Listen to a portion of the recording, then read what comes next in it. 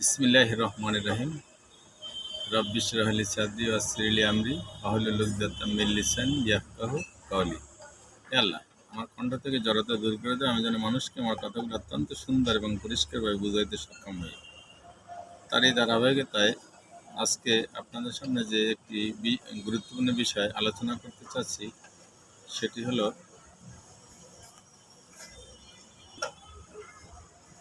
জমি জমা সম্পর্কে।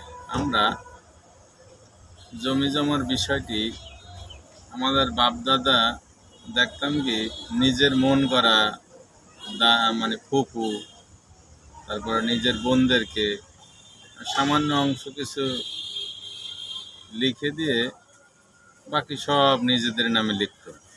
আসলে তো তারা অনেক অবাক আছে, যখন দিনে দিনে জায়গা জমির দাম বৃদ্ধি পায় তখন মানুষ কিন্তু খোঁজাখুঁজি শুরু করে যে কেটা কার কাছে কত পয়েন্ট পাবে।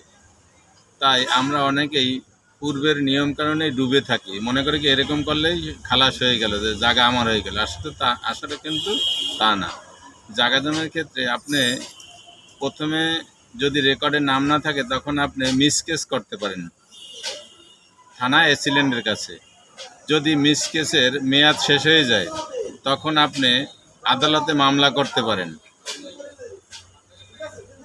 যে আমার বাপদাদাকে ভুলভাল বুঝাইয়া আমার ভাইয়েরা আমাকে ঠগাইয়া আমার নামে কোনো জায়গা না দিয়ে নিজেরা সব রেকর্ড করে নিয়ে গেছে। এই মর্মে আপনি সেকেন্ড আদালতে মামলা করতে পারেন।